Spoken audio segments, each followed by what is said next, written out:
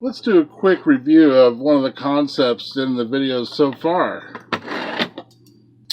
Does this noise inspire a knee-jerk reaction of fear? Oh, that one's double locked.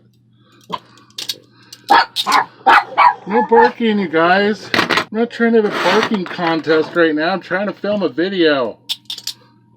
Is that cool, though? You like handcuffs? Nothing to be scared of. They don't do anything on their own. Anyway, today on Partially Woke, because it's been such a big topic in the comments on Facebook, tonight we're going to talk about motions versus affidavits.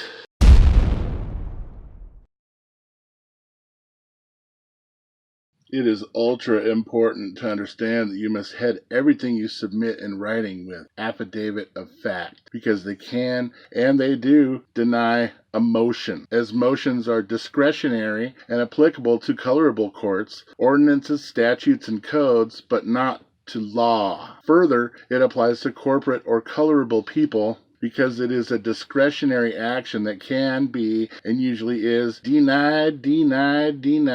Just like in a meeting, a motion requires a second that can be denied without even being looked at, as these lower courts often do. An affidavit of fact cannot lawfully be denied and must be visited and either answered or rebutted. Otherwise, it stands as truth. Or, if it requires an answer by the court, it creates an injunction and the court cannot lawfully move forward until answered. If not answered, the matter must be dismissed due to lack of due process of law and lack of prosecution. The utilization of affidavit must be the only form of communication with the court by a sovereign or any person acting in a lawful manner. And although a motion is the proper form in a proper court, as opposed to colorable courts, most people are in fact dealing with and challenging the jurisdiction of inferior courts or colorable courts of no record, who are not acting lawfully or properly, and because a motion admits to the jurisdiction of the court, a motion is always discretionary. The court chooses not to honor the motion or not to second it, thus it is denied. One must become sufficient enough in law, and can and does come into the court with their flags, and fully know that while they could be amicus curiae, a friend of the court, they can't be amicus curiae if the court is an unlawful court. How can they be a friend of an unlawful court? They must be partial when it comes to colorable law. They can enter the court as counsel, which is secured in the Constitution as your right to counsel, Article 3, Section 2, and in the Vienna Convention, Article 36. In that position, they are able to set the court and the proceedings in order within the bounds of law by their knowledge and their very being there in special appearance, not general appearance. Special appearance means that they are not there in submission to the jurisdiction of the court. General appearance means that they are submitting to the jurisdiction of the court. How can you submit to a court that has no jurisdiction to adjudicate in the first place? Being present in special appearance means you are not there to be adjudicated upon, but only to clear up a matter or matters. Once we get this understanding, we may have possibly reached the goal for all nationals, as they are the law. They are truly law-abiding. The point and the current challenge is to know what law is and what law is not. Special appearance versus general appearance. If a defendant by his appearance insists only upon objection that he is not in court for want of jurisdiction over his person and confines his appearance for that purpose only, he has made a special appearance. But if he raises any other question or asks any relief which can only be granted upon hypothesis that court had jurisdiction of his person, he has made a general appearance. Bank of America National Trust and Savings Association versus Hera. While a special appearance may be made to attack court's jurisdiction over defendant's person, joining therewith of attack on plaintiff's affidavit renders an appearance a general appearance, waiving all objections to such jurisdiction. Sal versus Union Pacific Railroad Company. A defendant who files an answer to the merits or in any manner attacks plaintiff's case thereby makes a general appearance and gives the court full jurisdiction over the person of such defendant. Jefferson Park Realty Corp. versus Kelly Glover and Vale. A voluntary appearance whereby a defendant obtains an extension of time in which to plead is a general appearance. Stop doing those continuances. A special appearance by defendant for purpose of filing a motion to dismiss restraining order and bill to enjoin collection of judgment did not constitute a general appearance. McFarlane versus McFarlane. If an appearance be for purpose of objecting to jurisdiction of the court and is confined solely to such question, appearance is special. but any action of defendant except to object to jurisdiction which recognizes the action as in court will amount to a general appearance. Guthrie v. Threlkeld Company.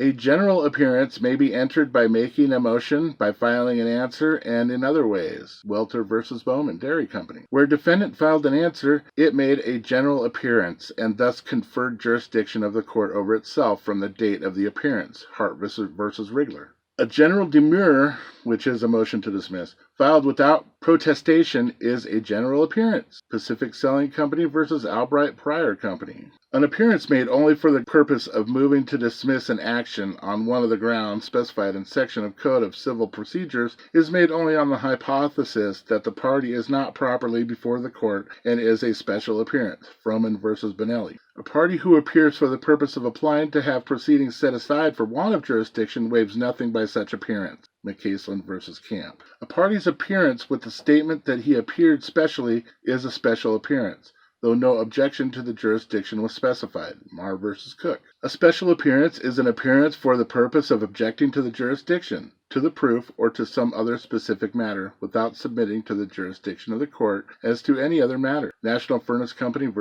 Moline Malleable Ironworks. A special appearance must be made for the purpose of urging jurisdictional objections only, and must be confined to a denial of jurisdiction. Blake v. Union Insurance Exchange. An appearance for any purpose other than questioning the jurisdiction of the court is general and not special, notwithstanding that the appearance is accompanied by the claim that the appearance is only special. The Ukiali, 47F Supplemental 203-206. A demand for a copy of the complaint constitutes neither a general appearance nor a special appearance. Lyle v. Palmer. Partly desiring to challenge jurisdiction over his person waives special appearance and enters general appearance by calling into action powers of court over subject matter of controversy. Application of Gurich, 68 P2D 597. The appearance of an attorney for the sole purpose of moving to dismiss the action for irregularities in the proceedings is a special appearance, and the right to dismiss may be insisted on. Woodard v. Tri-State Milling Company. An appearance is special when its sole purpose is to question court's jurisdiction. Bear v. Doling. Appearance for sole purpose of challenging jurisdiction over person is special appearance. Robinson v. Glover. And I think I will post these case sites down below in the comment section just for you to reference later while we move on to talking more about affidavits. Would you like a simple, lawful, binding, and immensely powerful way to stop messing around with arguing fixed penalty charges, debt collectors, property taxes, utility companies, etc.? A way that creates a lawfully binding and irrefutable void between you and the legal person, and can demonstrate to all parties that you as a man or woman are not lawfully liable for any public entity or public debt or liability, as well as any other facts that you may want to use for a particular purpose. So can the respondent just return the affidavit? Yes, but then they haven't responded to the points raised, so they are instantly at fault. So you can continue with the notice of fault and opportunity to cure due to non-response. Damned if they do and damned if they don't springs to mind. And in case you were wondering, a judge can't quash an affidavit or other filing unless you allow him to. They attempt to. A notice of default and dishonor should be in order. Nobody can quash an affidavit. They either rebut or acquiesce, period. If they claim to have quashed your filing, that is just a way for them to tell you that they have ignored it. Don't allow them to skate. This is also why I don't recommend going into courtrooms, because they are skilled professionals and are very good at deceiving people.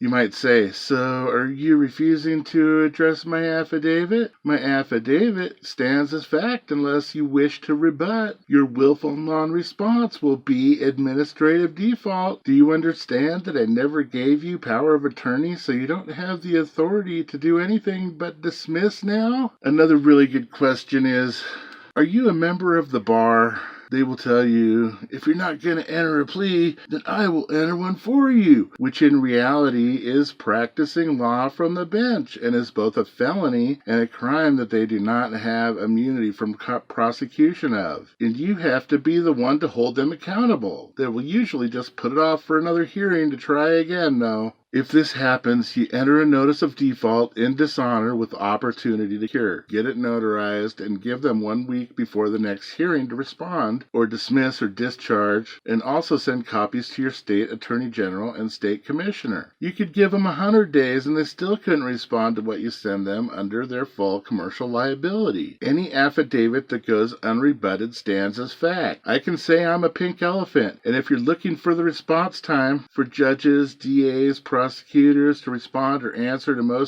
motions to dismiss or demurs, typically the plaintiff prosecutor has 10 days to respond to anything you file, with the judge having discretion as to his response or ruling. In a physical appearance, the judge can answer immediately, possibly ignore you, adjourn the hearing proceeding until he has had time to research the issue raised, and then answer. That's not what is happening in most cases of sovereigns, freemen, and constitutionalists. That's where the abuse of judicial discretion comes in. Go to the top. The state attorney general, state commissioner, file a notice of default and dishonor with an opportunity to cure, notarize, and send to the prosecutor, and if they don't respond, you file a civil suit. Simple as that. Can the respondent just respond with something like, I disagree with point 3, 4, 6, 8, 9, 11, 14, 15, 17, and 21? Sure, they can. But once again, they would be at fault. A maxim of law states an affidavit must be rebutted point for point, and any rebuttal must have evidence provided to the affiant to demonstrate why the affiant's point isn't true, and the respondent needs to provide his or her rebuttal in sworn affidavit form. Now, as long as you have your believed truth on the affidavit, they are not going to rebut your facts with their fiction. Guaranteed. So the process is as follows. Print out your affidavit on very high quality paper. I would recommend something like Southworth cotton paper, but if finances won't allow, then try and find the best quality you can afford, because this affidavit will become a valuable document for you. Visit a notary public to attend an affidavit oath swearing, and make sure you take a valid passport and current utility bill or bank statement, as the notary will require these for ID purposes. You will be in the notary's office for no longer than about 30 minutes. I also recommend that you buy a small ink pad so you can put your thumbprint seal next to your autograph for added validity and security. Yet if you are uncomfortable with this, then simply leave this part out. If you do not want to use a notary, then use 2 private witnesses on the affidavit. Notice of fault and an opportunity to cure, but do get the notice of default notarized. This is still very effective, saves money, and you are still getting summary judgment. Although with certain documents, I would suggest getting the whole process notarized if possible for the added weight and for your own psychological confidence. Photocopy the entire affidavit and then use the supplied certified copy template to run the photocopied affidavit back through your printer whilst adding or printing the certified copy details. The holder in due course of a document can lawfully make true, correct, and complete copies of the original, and the holder in due course in this instance is the claimant and affiant. Never send the originals. They are your valuable evidence that a lawful agreement exists. Sign and date the certified copies. Send the copies certified with signature confirmation requested, and I would suggest within 48 hours of the notary's verification. Keep the postal receipt safe with the original documents, then make another appointment with the notary for another oath swearing in 14 plus days time. Prepare a notice of fault and opportunity to cure, again using high quality paper, and continue the same process as above, giving the respondent the set amount of time to respond. Then make another appointment with the notary for another oath swearing in 7 plus days. Prepare a notice of default and once again continue with the above process. Once you have a default judgment from the notary, you now have a bona fide, lawfully binding agreement contract. Now, if you so wish, every time that you need to inform a public entity that you have a lawful agreement, then simply make another certified copy and send it to them. The affidavit, copy, and the default copy. If they still dare to proceed, which is extremely unlikely, maybe subpoena the CEO of the U.S., in this instance, Donald Trump. It would be a laugh and raise a few eyebrows. Hey, in truth, once you have a valid and lawful agreement, you shouldn't even be going to court. That's their little playhouse of fairy tales, so let them keep it and take care of your business administratively on the private side. If you don't like their law, then create your own. Remember, it is the agreement of the parties that is important. Their law is contract law, and theirs is built on fraud and deception. So create the contracts that you want, not what they want, and yours will be built on fact and truth. If they do not rebut or reply to your paperwork, and they won't, then you have a lawfully binding agreement that no other party can lawfully or legally impair. By the way, if the respondent violates the contract, then you have an instant lien right. That is for another day. My personal opinion is this: affidavit affidavits and maritime liens, which are affidavits of obligation from the private side, wipe the floor of everything in their laughable and weak fictional system. Some affidavit-based maxims of law. An unrebutted affidavit stands as truth in commerce. An unrebutted affidavit is acted upon as the judgment in commerce. An affidavit must be rebutted point for point. If you don't like the idea of creating and sending in such an elaborate affidavit as the one provided, and yet you have situations that would benefit from getting the other party into an agreement, then just a very few points can have an almighty effect. For example, affiant is a private living sentient man. Affiant is not John Smith in all caps, or any other artificial entity or legal fiction. The affiant is not liable to or for any government statutes, rules, and or codes, including without limitation United States codes and statutes and or codes of any respondent's political subdivisions. The affiant is not liable for John Smith in all capital letters or any artificial derivative thereof at any time whatsoever. The affiant is not liable for any public debts or liabilities at any time whatsoever. The affiant is not a member of any society whatsoever, and therefore the affiant is not bound by any society's statutes, rules, or codes. Now, if the above 6 points are your truths, and they should be, and you put them on an affidavit to the respondent has to provide evidence to the contrary of all the 6 points if they want to rebut. I think that you can see for yourself that they won't be able to do that. I think you will also notice that you don't even have to use the above 6 points. One would be enough for most cases. But try and think of any situation you are involved with that couldn't be solved by having a lawfully binding agreement or contract such as the above. I've said it before and I'll say it again, folks. Stop messing around in fear, controversy, statutes, and other self-limiting ways. Create the law you want with the corporate entities. Once you realize who you are and why your true identity and power has been kept at bay, you will realize why a private sovereign affidavit is so powerful. Keep your original affidavits very safe and keep certified copies on you at all times. An enforcement agent will only proceed so far after they have checked the validity of your paperwork because you have made sure of the following. You know who and what you are. You know what you are not. You are working through your anger, resentment, and blame issues. You have stopped being a victim in life. You are realizing that only you have the power to make you feel. You are working towards treating all others with understanding, patience, forgiveness, empathy, and tolerance. You offer yourself in service to others at some points throughout your day or week. Your law and agreement documents are correct. You can find this little package of affidavit files in a Dropbox folder down in the description, along with a bunch of other good stuff. But I wanted to make this quick video about affidavits so that you can just be a little more familiar with them. And as always, this is just probably enough to make you dangerous. So make sure that you go and study. Read over the material I provide over and over and over. And peace be with you, brothers and sisters. Thank you once again for joining me on another one of my daily videos. I can't wait to see you again.